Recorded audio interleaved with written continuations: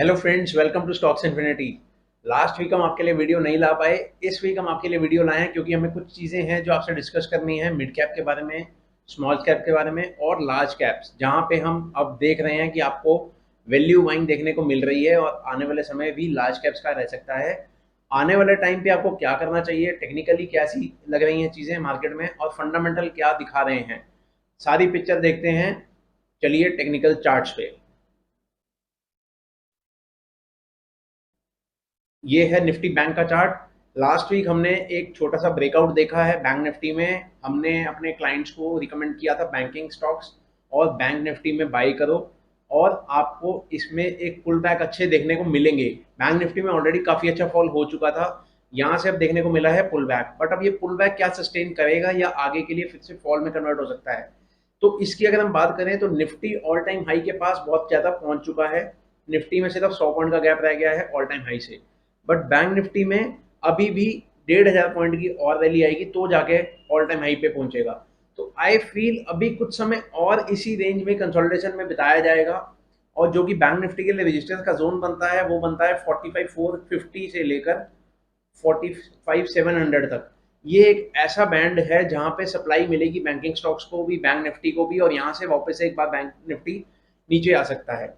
क्योंकि अगर आप एक चीज नोट करें, USD INR pair, USD INR के बारे में हमने लास्ट टाइम भी डिस्कस किया था। यूएसडी आईएनआर ऑलरेडी 83 के ऊपर ही चल रहा है। तो अगर ये 83 के ऊपर चलता चला जाएगा तो तब तक मार्केट के लिए एक पॉइंट ऑफ कंसर्न बना ही रहेगा, क्योंकि हमने ये देखा है कि जब तक 83 के नीचे रहेगा तो ही इंडियन मार्केट के लिए या बैंकिंग के लिए थोड़ा सा सही है। अगर ये 83 के ऊपर रहता है और ऊपर निकलता है तो that is a point of concern for Indian market and banking sector specially. But banking यहाँ से ऑलरेडी गिर चुका था, फैक्टर इन हो चुका था, तो थोड़ा सा बहुत ज़्यादा नहीं फॉल आएगा, बट थोड़ा बहुत यहाँ से फिर से एक पुल बैक नीचे की तरफ आ सकता है। बहुत स्ट्रॉन्ग रैली जो आनी थी वो एक बार के लिए आ चुकी है। यहीं से हम निफ्टी की बात करें तो निफ्टी में भी एक बहुत अच्छा राइज देखने को मिला है हमें, जो कि 19,200 से लेकर वापस 19,850 तक ले आया है निफ्टी को। तो निफ्टी में बहुत बड़ी तेजी एकदम से बनी है और वापस से इसका आरएसआई भी ठीक हो गया है। बट फिर से देखना है कि ये डिस्ट्रीब्यूशन के लेवल्स पे फिर से पहुंच रहा है, और ऐसे लेवल्स होंगे जहां से फिर से इसको सप्लाई मिलेगा। अगर 19,900 से 20,000 के जोन्स फिर से ये टेस्ट करता है तो वहां से आपको एक फिर से सेल कॉल इनिशिएट हो जाएगा, या आपको बियरिश पोजीशन में एक बार आना चाहिए। ये मेरी खुद की पर्सनल एडवाइस है। I am not giving any recommendation as I am not a SEBI registered. So please अपनी रिसर्च जरूर करिए, अपने फाइनेंशियल एडवाइजर से कंसल्ट करिए। बट यहाँ से हम फ्रेश बाइंग का नहीं सोचेंगे। 19,900 20,000 की रेंज में हम इंडेक्स पे बाइंग नहीं जाएंगे। यहाँ से हम मे बी एक, अगर कंडीशन सही लगी और फंडामेंटल्स मैक्रोज जो है नेगेटिव होते हुए दिखे तो हम एक सेल अटेम्प्ट कर सकते हैं based on crude, dollar index, bond yields. वो भी आज हम वो भी डिस्कस करेंगे। तो कुछ चीजें हैं जो निफ्टी में भी बहुत स्ट्रेंथ अभी दिख रही है, बट अभी के लिए अब हम यहाँ पे रुकने के लिए शायद होंगे। कंसोलिडेशन और होगा, कुछ समय और बिताया जाएगा, वापस से हो सकता है 19,500 के करीब हम फिर आ जाएं अगले हफ्ते तक। 19,538 का सपोर्ट रहेगा, तो 19,500 आपके लिए स्ट्रॉन्ग सपोर्ट का काम करेगा। और उससे पहले एक जो सपोर्ट मिलना चाहिए वो मिलेगा 19,600। 19,650 से लेकर 19,500 एक सपोर्ट जोन है। 20,000 तक आपके पास रेजिस्टेंस आ जाएंगे यहाँ से, जैसे जैसे मार्केट ऊपर जाएगा। और यहाँ से नीचे की तरफ बढ़ने के लिए आप एक चीज और सोचिए कि जितने भी आप ऊपर जाते रहोगे आपका नीचे का रिस्क उतना ही बढ़ता चला जाएगा।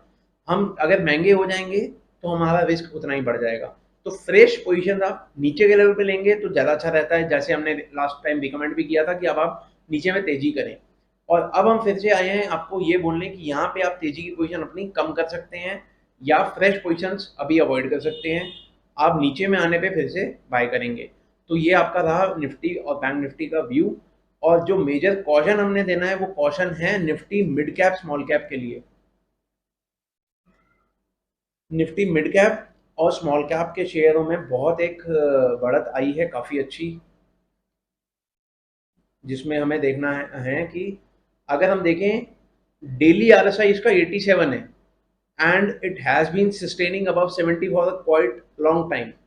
और ये सब डिस्ट्रीब्यूशन के फेज हैं, चाहे ये उसके बाद से बहुत ज़्यादा बड़ा है देयर इज नो डिनाइल कि ये 80 के ऊपर में रहते हुए भी यहाँ से लेकर यहाँ तक का इंडेक्स बहुत बढ़ गया है।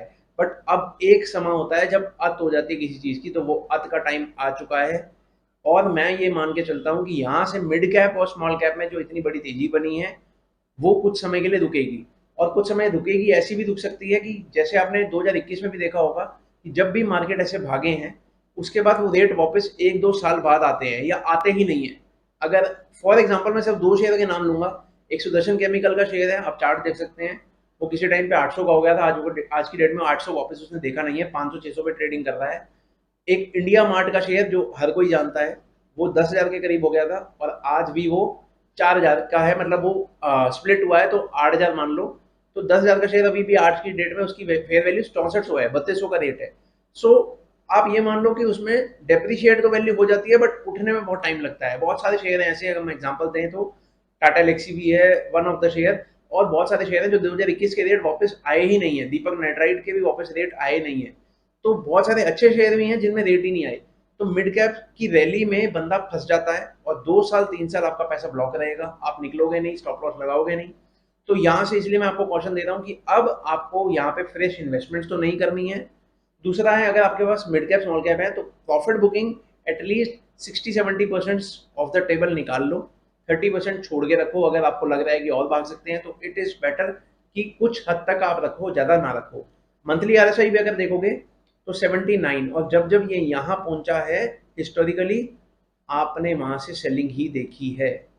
अगर ये हम देखें तो हिस्टोरिकली यहाँ पर आके एक सेलिंग प्रेशर बन जाता है निफ्टी मिड कैप इंडेक्स का मंथली चार्ट पे, अगर आरएसआई बेस ऐसा हो जाता है। दूसरी चीज, अगर मैं एक चीज और नोट करूं कि यहां से जो ब्रेकआउट हुआ था उसकी जितनी रैली आनी थी आई थी उतनी रैली ये फिर से एक दे चुका है, जिसके बाद ये एक ऐसे फेज में गया था जहां से डाउनफॉल आए थे, राइट। सो यहाँ से अगर हम ये देखें उतनी ऑलमोस्ट रैली आ चुकी है। तो जितना इसका करेक्टर है, ब्रेकआउट देने के बाद ये भागा है और उसके बाद भागा भागा एक आरएसआई को ओवर हीटेड कर दिया है। तो यहाँ से अगर कूल ऑफ होगा, सिर्फ मंथली आरएसआई पे भी अगर कूल ऑफ होता है तो you will see mid cap index यहाँ से 5 से 7% का फॉल दे देगा और मिड कैप स्टॉक 10 से 20% गिर जाएंगे। और ऐसे फॉल्स आते हैं with in a short span of time, तो आपका कैपिटल सीधा 10 to 20% कम हो जाएगा, आपको नुकसान हो जाएंगे अगर आपका सिर्फ एक्सपोजर मिड कैप्स में है। तो यहाँ से करना क्या चाहिए, लार्ज कैप में शिफ्ट हो जाएं। HDFC bank, Kotak bank, Reliance, TCS, Infosys, Larsen, ये ऐसे कुछ नाम है, टाटा मोटर्स और डीएलएफ, ऐसे नाम है जिनमें आपका पैसा डूबेगा नहीं, कभी खराब नहीं होगा, और चाहे अभी आज ना बढ़े, कम गिरेगा तो अपने पोर्टफोलियो को आपको डाउन कम देखना पड़ेगा। तो आई एम सजेस्टिंग ओनली कि आप मिड कैप स्मॉल कैप में थोड़ा सा यहाँ से कम जाएं तो ज़्यादा बेहतर रहेगा। बाकी ब्रेंट क्रूड अगर हम देखें तो ब्रेंट क्रूड में भी हम 90 के लेवल्स के ऊपर आ चुके हैं।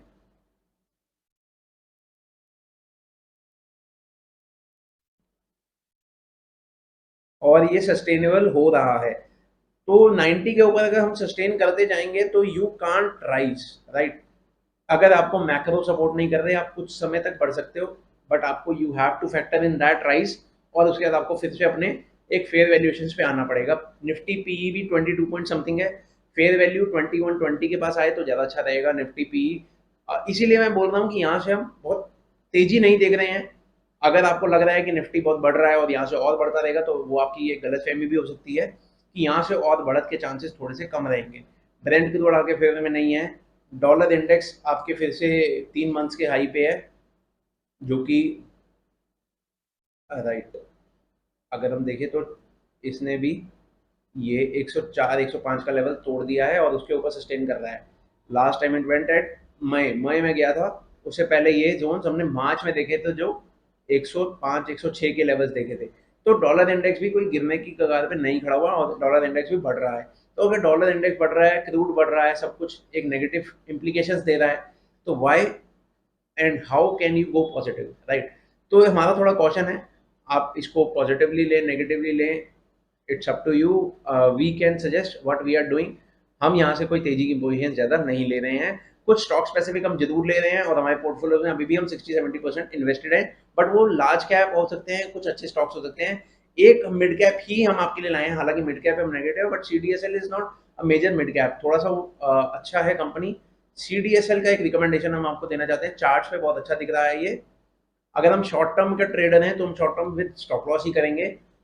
तो अगर हम यहाँ चार्ट देखें तो ये चार्ट है इसका, इसने एक डेली चार्ट में ब्रेकआउट दिया है 1260 के पास में। अगर ये आपको मिलता है तो 1260 1270 पे आप बाइंग अटेम्प्ट कर सकते हैं। यहाँ पे भी, जहाँ पे कल क्लोज हुआ है वहाँ पे थोड़ा सा बाइंग कर सकते हैं। आपका मेजरली अगर देखा जाए तो स्टॉप लॉस लॉन्ग टर्म के लिए अगर आप ले रहे हैं तो 1114 का रहेगा या 1100 का रहेगा। और अगर आप शॉर्ट टर्म, बहुत छोटे टर्म के लिए ले रहे हैं कि जैसे सिर्फ 1 या 2 महीने के लिए ले रहे हैं, तो आपको 1200 का स्टॉप लॉस रखना है। 1200 के स्टॉप लॉस से आपका 1280 1250 के पास में मिले आप बाय करें। और उसके बाद आपको जो टारगेट रखने हैं वो करीब करीब, फर्स्ट टारगेट रखना है 1370 से लेकर वी कैन सी 1450, राइट। सो यहाँ से 10% का अपसाइड आपको इजीली अवेलेबल हो सकता है अगर आपको जल्दी में कुछ रिटर्न्स चाहिए। तो CDSL one stock you have to buy और you should buy. Please research, इस पे रिसर्च कीजिए। ये हमारी एडवाइस है, हम we are not SEBI registered, again I am saying. तो अपनी रिसर्च प्लीज कर लीजिएगा। तो आपको कॉशन देना मेरा काम था, मेरे को लगा कि कॉशन देना चाहिए तो I have given you. But still I am buying something, तो आई एम रिकमेंडिंग कि हाँ ये हम बाइंग कर रहे हैं तो आप भी इसमें कर सकते हैं। तो we will see friends next week. अगर हमें कुछ और जरूरी लगेगा बीच में आने के लिए तो हम जरूर आपके लिए वीडियो लाएंगे। बट यहाँ से हम बहुत तेज नहीं खेल रहे हैं, तेजी हम नहीं खेल रहे हैं। Thank you. आई होप ये आपको वीडियो पसंद आएगी। लाइक करें, सब्सक्राइब करें, शेयर करें और सपोर्ट करते रहिए। Thank you.